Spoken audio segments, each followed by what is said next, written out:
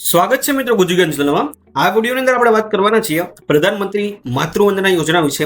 આ યોજના શું છે, કોણ કોણ આ યોજનાનો લાભ લઈ શકે, ક્યાં ક્યાં એની માટે તમારે ડોક્યુમેન્ટ જોવે, કઈ રીતે ફોર્મ ભરી શકો, એની સંપૂર્ણ માહિતી આપણે આ વિડીયોમાં જોશું। તો પ્રધાનમંત્રી માતૃવંદન યોજના કેન્દ્ર સરકાર અને રાજ્ય સરકારના અફિલિએશનથી ચાલે છે, જેનો મુખ્ય હેતુ છે કે કોઈ પણ જે પ્રેગ્નન્ટ મહિલા હોય એને પૂરતું પોષણ અને પૂરતો આહાર લઈ શકે એની માટે સરકાર દ્વારા ફાઇનાન્શિયલી 6,000 રૂપિયાની છે એ તમને સહાય આપવામાં આવે છે। એમાં જો પ્રથમ પ્રેગ્નન્સી માટે તમારે 6,000 અને જો બીજી પ્રેગ્નન્સીની અંદર જો તમારે પુત્રી હોય તો પણ તમને બીજી પ્રેગ્નન્સીમાં પણ તમને 6,000 રૂપિયા છે એ આપવામાં આવે છે। જો બીજી પ્રેગ્નન્સીમાં તમારે પુત્ર હોય તો ખાલી ફર્સ્ટ માટે જ આપવામાં આવે છે, બીજા જન્મ માટે પુત્રી હોવું કમ્પલસરી છે। પછી આપણે આગળ વાત કરીએ કે કઈ પણ મહિલા આ યોજનાનો લાભ લઈ શકે। તો આમાં ઘણા બધા ક્રાઇટેરિયા છે। SC STની જે મહિલા હોય, શારીરિક રીતે અપંગતા ધરાવતા હોય 40% કે તેથી વધારે, BPL કાર્ડમાં હોય, NFSA રેશન કાર્ડ હેઠળ કોઈ મહિલા આવતા હોય, ઈ-શ્રમ કાર્ડ ધરાવતા હોય, PM કિસાન અથવા પ્રધાનમંત્રી Ayushman card, MNREGA job card ધરાવતા હોય।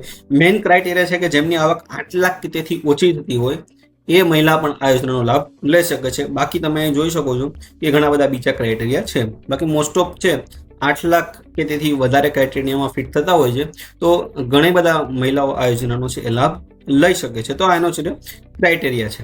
જો આ ક્રાઇટેરિયામાં તમે આવતા હોય અને જો તમારે ફોર્મ ભરવું હોય તો હવે આપણે વાત કરીએ કે એની માટે તમારે કયા કયા ડોક્યુમેન્ટ જોવે। તો ડોક્યુમેન્ટમાં સૌપ્રથમ તમારું કોઈ આઈડેન્ટિટી પ્રૂફ જોશે, જે મહિલા લાભ લેવા માંગે છે એનું।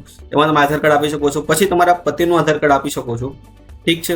તમારું આધાર કાર્ડ, તમારા પતિનું આધાર કાર્ડ અને મમતા કાર્ડ તમારે તમારા જે નજીકનું PSC CSC સેન્ટર અથવા તો તમારા આશાબેન અથવા આંગણવાડી વર્કર કોઈ હોય મહિલાઓ એની પાસેથી તમારે કઢાવવાનું રહેશે। તમે પ્રેગ્નન્સીનું એને ઇન્ફોર્મ કરશો એટલે તમને મમતા કાર્ડ કાઢી દેવામાં આવશે।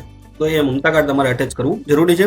અને પછી છે તમારે જે બેંકમાં અકાઉન્ટ છે એની પાસબુકની ઝેરોક્સ। તો આટલા ડોક્યુમેન્ટ તમારે છે એની માટે અટેચ કરવાના રહે છે। પછી જો તમારે ફોર્મ ભરવું હોય તો ફોર્મ ભરવા માટે કોઈ ઓફિશિયલ કેન્દ્ર સરકારની કે રાજ્ય સરકારની વેબસાઇટ નથી કે જેના માધ્યમથી તમે ઓનલાઈન ફોર્મ ભરી શકો। આ યોજના માટે કમ્પલસરી તમારે ઓફલાઈન જ ફોર્મ ભરવાનું રહેશે। ઓફલાઈન તમારે ફોર્મ ભરવા માટે એમાં પણ તમારે જે નજીકનું PSC સેન્ટરમાં ભરવું હોય તો એમાં પણ ભરી શકો છો। આંગણવાડી બહેનો હોય, આશા વર્કરો હોય એના મદદથી પણ તમે ભરી શકો છો।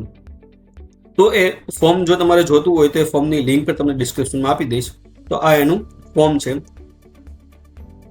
PMMVY। તો અહીંયા બધી લાભાર્થીની વિગત આવશે, બરાબર છે। એમાં તમારે જે બધા ડોક્યુમેન્ટ અપલોડ કરવાના છે એમાં બધા કમ્પલસરી નથી, એમાં જે તમારે લાગુ પડતા હોય એ જ તમારે અપલોડ કરવાના છે। પછી રાઈટ સાઈડમાં તમારા પતિનું નામ ને પતિની બધી ઇન્ફોર્મેશન આવશે, બરાબર છે। તો આ એનું ફોર્મ છે અને આટલા ડોક્યુમેન્ટ જે વાત આપણે કર્યા એ જે તમારે જેના મદદથી જ્યાં પણ ફોર્મ ભરવું હોય એને તમારે સબમિટ કરાવવાના રહે છે ઓફલાઈન। તો આવી રીતે તમે છે એનું ફોર્મ ભરી શકો છો। પછી આપણે વાત કરીએ કેટલી સહાય ક્યારે મળે છે તમને। તો તમે જ્યારે ફર્સ્ટ એની નોંધણી કરાવો છો ત્યારે તમને 1,000 રૂપિયામાં આપવામાં આવશે। પહેલી જ્યારે તમારે નોંધણી છે 150 દિવસની અંદર કરાવી કમ્પલસરી છે પ્રેગ્નન્સીને। તો જ્યારે પહેલી નોંધણી કરાવશો ત્યારે તમને પહેલો હપ્તો 1,000 રૂપિયાનો આવશે। પછી જ્યારે બીજો 7મા અને 8મા તમે 2,000 રૂપિયાનો આવશે ને ફાઇનલી જ્યારે ડિલિવરી થઈ જશે અને તમે જેટલી પણ રસી આપવાની આવે છે એ રસી આપી દેશો પછી તમારે 3,000 રૂપિયા છે એ આમાં આવશે। તો એમ કરીને ટોટલ 6,000 રૂપિયા તમને ફર્સ્ટ પ્રેગ્નન્સી માટે સરકાર દ્વારા આપવામાં રહેશે। જો બીજી પ્રેગ્નન્સીની અંદર જો તમારે છોકરી હોય તો પણ તમને આ રીતે સેમ જ તમારે પ્રોસેસ કરવાની છે। અને જો બીજામાં છોકરો હશે તો તમને એની માટે મળવા પાત્ર રહેશે નહીં। પછી બીજી આ યોજના સંબંધિત કેટલાક ક્રાઇટેરિયા પણ આપવામાં આવે છે, કેમ કે પ્રસ્તુત ઘણા બધા કેસ બનતા હોય છે, પ્રેગ્નન્સી મિસ થઈ જાય અથવા તો કોઈનું બાળકનું જન્મ સમયે ડેથ થઈ જાય તો એ કેસમાં બધું શું થાય, કેમ કે ઘણી બધી એમાં પોસિબિલિટી હોય છે। તો એ આ PDF છે એની લિંક તમને ડિસ્ક્રિપ્શનમાં આપી દઈશ। એમાં બધું ટર્મ્સ એન્ડ કન્ડિશન છે એ બધી મેન્શન કરેલી છે, એ તમારે વાંચવી હોય તો વાંચી શકો છો। આ વિડીયોમાં આપણે ડિસ્કસ કરશું ને, કેમ કે ઘણા બધા આની અંદર પોસિબિલિટી બનતી હોય છે, ઠીક છે। તો આ PDFની લિંક તમને ડિસ્ક્રિપ્શનમાં આપી દેજો। એક કેસમાં જો તમારે શું હોય એની માહિતી તમને આ PDFની અંદરથી મળી જશે, ઠીક છે। તો આ વિડીયોમાં આપણે વાત કરીએ પ્રધાનમંત્રી માતૃવંદના યોજના વિશે। આના સંબંધિત જો તમને કોઈ પ્રશ્ન હોય તો તમે કોમેન્ટ સેક્શનમાં જણાવી શકો છો, તેનો જવાબ દેવાનો પૂરતો પ્રયત્ન કરીશ। આ વિડીયો જોવા માટે તમારો ખૂબ ખૂબ આભાર।